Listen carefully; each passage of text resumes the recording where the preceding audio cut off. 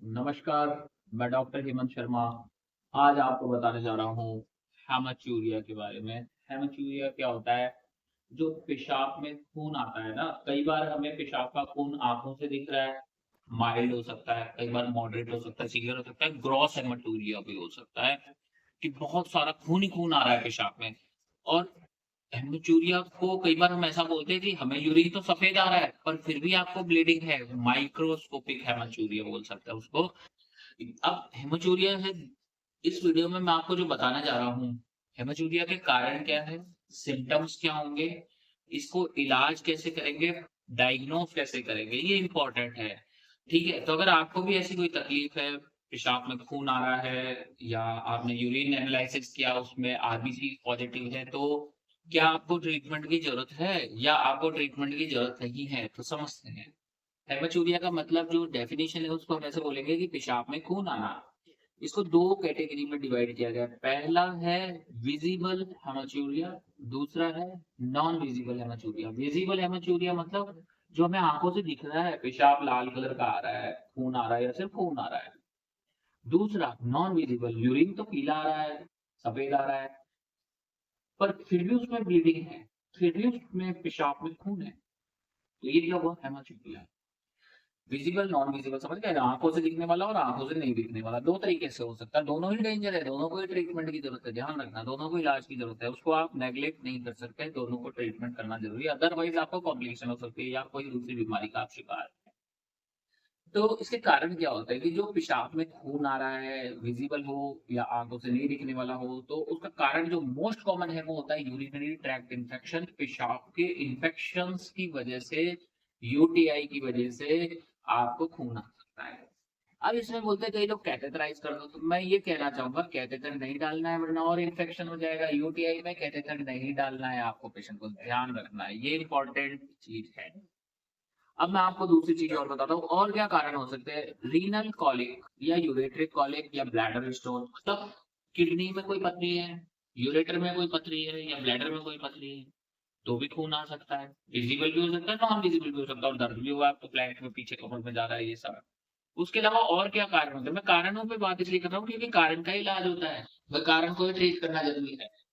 तो दूसरा कारण हो सकता है आपको हेमचूरिया के लिए, जैसे कि कोई रीनल डिजीज है आपको, जैसे कि कोई कैंसर हो गया, kidney cancer, renal cancer, carcinoma, adenocarcinoma, या यूरिनरी ब्लैडर में cancer, transitional cell carcinoma, prostate cancer.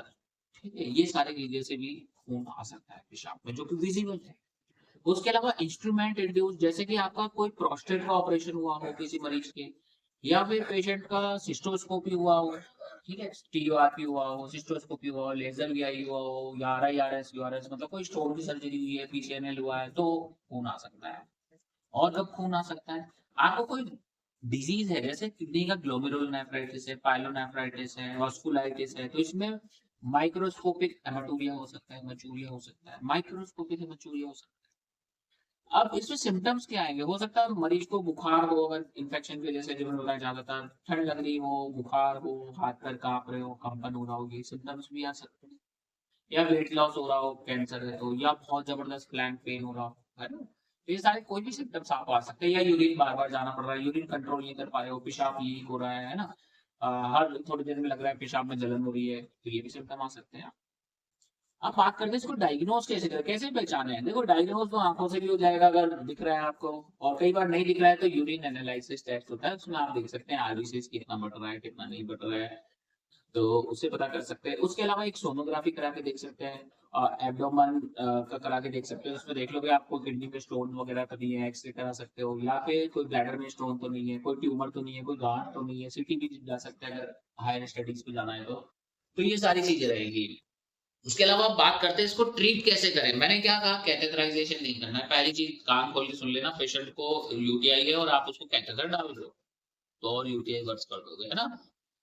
Catheter कब डालना है, जैसे कि इसका कॉम्प्लिकेशन होता है कि ग्रॉस हेमाटूरिया हुआ, क्लॉट बन गया और रिटेन हो गया यूरिन में, तो कैथेटराइजेशन डालना है, 22 फ्रेंच फॉलीज और 3 वे फ्रेंच पॉली कैथेटर डालेंगे और इरिगेशन स्टार्ट करेंगे। जनरली हम एंटीबायोटिक से ट्रीट करेंगे, कारण को ट्रीट करेंगे, पेन किलर दे सकते हैं, छोटे मोटे स्टोन जो होते हैं वो दवाइयों से वॉश आउट हो जाते हैं, बुखार हो जाता है, किडनी वगैरह के इन्फेक्शन है तो इन्फेक्शन को ट्रीट करेंगे। आप देखेंगे सारे सिम्टम्स ठीक हो रहे हैं, आपका ब्लड भी आना बंद हो गया। पर अगर आपको आंखों से दिख रहा है खून आ रहा है, बहुत ज्यादा आ रहा है, तो उस समय हम वेट नहीं करेंगे कि क्लॉट बने और आपका पेशाब रुक जाए, उस समय कैथेटराइजेशन इंडिकेटेड होता है, ध्यान रखें।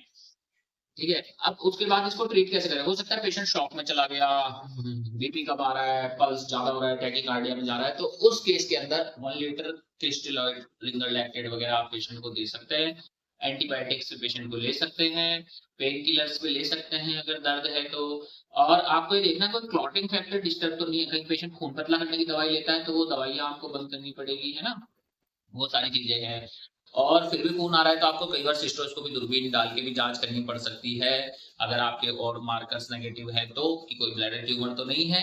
तो देखिए बहुत सारी चीजें हैं। अब जो हेमाचूरिया है उसको मोस्टली दवाइयों से मैनेज किया जा सकता है, बिना कोई कैथेटराइजेशन के, सिर्फ दवाइयों से घर पे भी ठीक किया जा सकता है, लाइफ स्टाइल, डाइट और ये सब चीजें रूल आउट करके। अगर आपको भी पेशाब में खून आता है और आपको भी ऐसी समस्या है तो व्हाट्सएप नंबर मेरा इस वीडियो के डिस्क्रिप्शन में, कृपया डायरेक्ट कॉल ना करें, व्हाट्सएप पे जाएं, मैसेज करें और अपना अपॉइंटमेंट बुक करें। मैक्सिमम केसेस जो हेमाचूरिया के उसमें कैथेटर का जरूरत नहीं पड़ेगा, वो दवाइयों से ही क्योर होगा। क्योर बोल रहा हूं मैं ना, ठीक होगा। पर कारण रूल आउट करते हैं, कारण का ही इलाज होता है।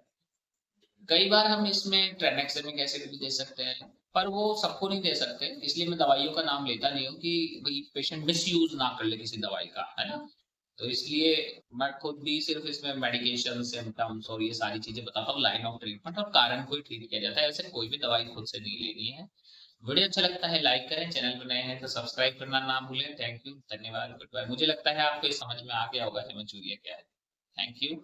और ये डिटेल्स में ही मेरा बताने का कारण है कि मैं आपको सारी चीजें बताऊं, लाइफ स्टाइल की, एक्सरसाइज, सिट्स, बाथ, ये सब आपको हेल्प करेगा। Thank you. और